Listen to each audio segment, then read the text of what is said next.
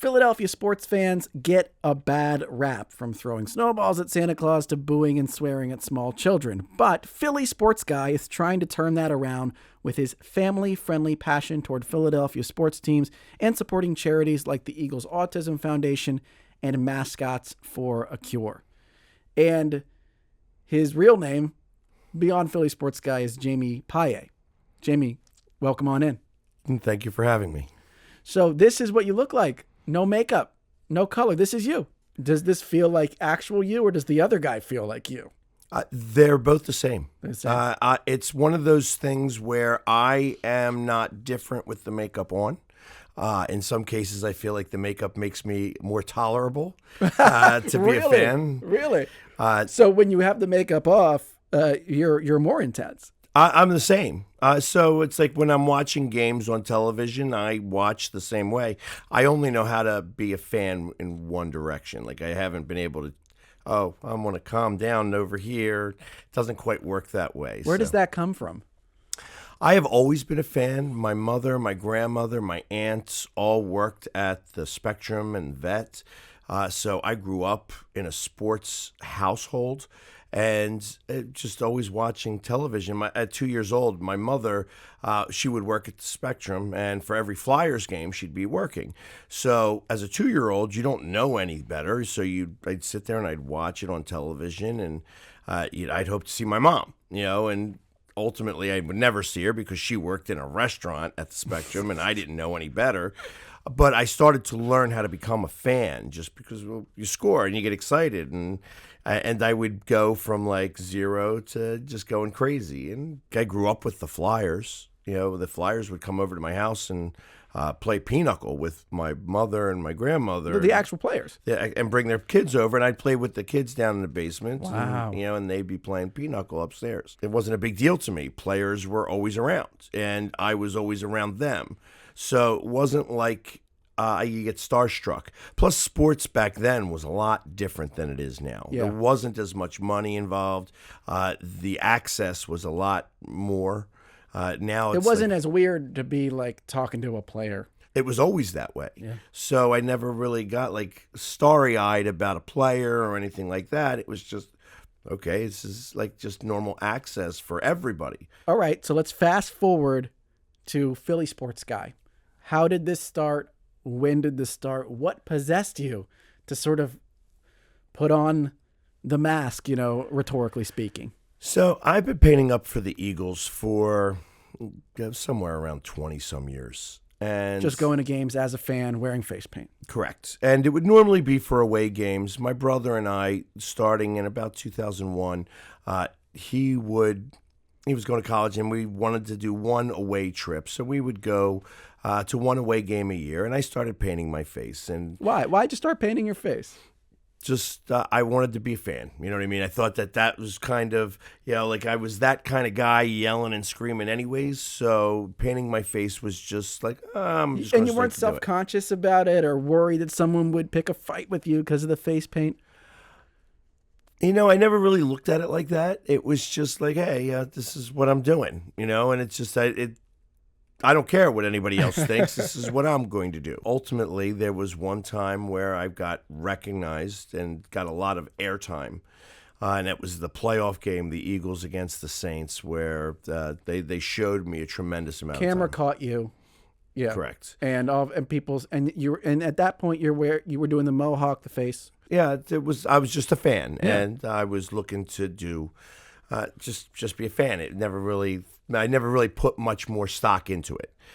And I was a chimney sweep and a stonemason, and I was doing some masonry work at a production studio, and they found out that I was there, and one of the people in the production studio was like, hey, I'd like for you to come in your costume with, to do a commercial for Mascots for a Cure, which unfortunately is no longer in operation, but at the time it was. And they says, we want you to just do a commercial for us. And the guy who was doing the filming is like, wow, your energy's amazing. You're like the Philly sports guy. You should see if that name's available. Check on social media. I think that this could be a thing. And I'm like, all right, so now what? And he's like, well, we'll have to teach you how to do social media. Truth of the matter is I learned on my own, like little trial and error in there. But what he did was he's like, okay, you have to now go to the draft.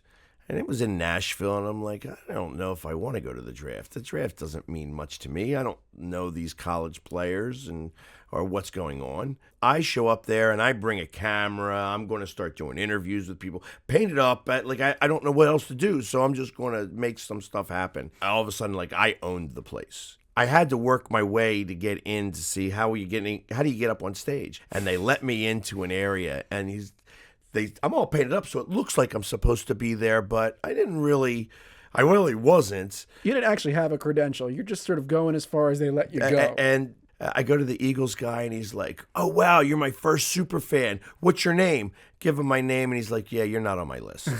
He's like, but you wait over here, because I'm going to get you up on stage. You're going to do this. So you go to this playoff game in 2019, then you go to the draft. And now it's starting to snowball a little bit. At what point did it become your gig? Because this is what you do, right? This is what I do. My mother also was a big push on this. At the time, she was in the hospital and just was given only a few months left to live. And she's like, if you want to do this, as long as you can make sure you can put food on the table for everybody and you can live, go ahead and do it. There's so many regrets about, you work and you work and you work and you stay in jobs that you don't like and what have you. And I was like, well, I love going to sporting events. Everything, all the happiest moments of my life, minus the birth of my children and watching them walk and things of that nature, all dealt with being at sporting events. Yeah. So how does it work? How do you make a living off of this, of going to games and painting up? So now it's a matter of doing commercials and getting sponsorships and things of that nature. A lot of this is just meeting the right people and doing some stuff that's influential. Obviously, the internet pays me a little bit of money. Obviously, I make a little bit of money from social media and such. Not as much as I think I could. And it's not like I actually pander to a camera. The camera guys know where I am because it's simple enough to find me. Yeah. I put myself in a position where it's easy to find me. You get a good enough ticket, essentially. Yeah. Correct. And I just start, doing what I do best, which is cheering on my team. And what's interesting is no cursing, right? Correct. And really no, nothing confrontational. One of the things that I have always felt, and I'm one of these sayings guys that I have sayings on my wall. I want to be able to do that. And the one saying that kind of sticks out in my head is that the high road is always free sailing. It's always open because nobody ever takes it. I can banter back and forth and not have to curse. Yeah. And there's too many kids around. I mean, the kids are the strongest portion of my base. So when a kid is sitting there and they're looking at me, I can only do this by looking in the mirror. Yeah. Also, these are the 3 rules. The unspoken one is that I'm not drinking. I don't curse. I don't sit down. I don't shut up. You have me all game long. And it's part of the experience. Yeah. So you're going to have to deal with me, and you're not going to get me kicked out because I'm not going to engage with you like that. You're not going to take the bait. Correct. Yeah. And I've been cursed at and all these things, and people, you're going to let that happen? The moment that they're cursing at me, I've won. Yeah. Because now they're not paying attention to the game anymore. They're paying attention to me. And I'm paying attention to the game. And I really, like I said, it's odd when you think that a fan can have anything to do with an outcome.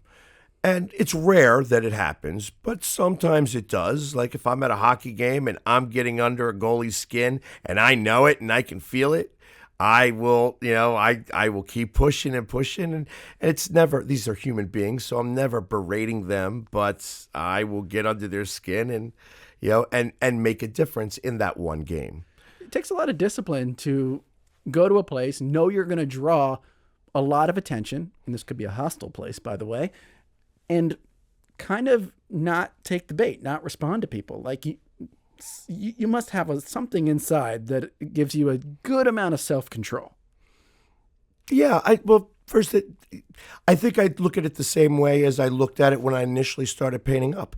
I don't care what other people think, and I don't care what other people say. If you want to banter with me, we can banter back and forth all day long.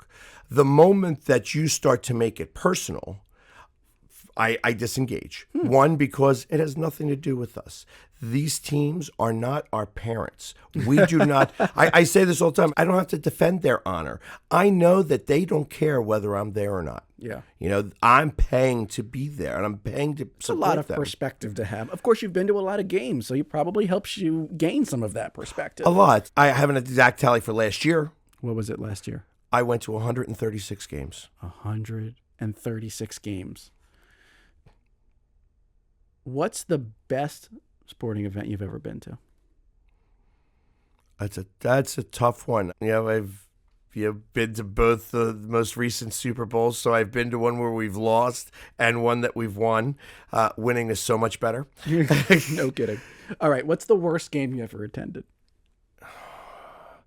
I was in Tampa Bay for a Flyers game, and we got smoked 7-0. When you're painted up, now you're stuck getting it, and I took it in stride. They're having fun, and what do? You have fun back with them. It's like, okay, I would just be like, hey, I didn't hear no bell. I didn't hear no bell. We ain't done yet. Now you actually just double down on the cheering, because at that point it's fun. How much longer do you want to do this? As long as I can. Yeah. You know, it's like I think about this sometimes, that what is the evolution of the Philly sports guy? And I made a joke not too long ago. I was like, well, you know, I have a really strong base in Philly, and I have a great base in Pittsburgh that love to hate me. But they love me. They follow. And I have some small ties up in Erie, Pennsylvania. That puts me in a great spot to possibly run for governor. There you go. And I'm a good enough public speaker where I could probably do that. Would I still want to paint my face even after I became governor? I think, yeah. Why wouldn't I? Yeah, why not? If I'm 75 years old and still able to do the things I'm able to do now, why wouldn't I want to continue to do this? Philadelphia is such a great place to be able to do this. There's not many places this could even happen in the world, and I happen to live in one of the best places in the world to do so. Amen to that. The Philly Sports Guy, thanks so much. Thank you.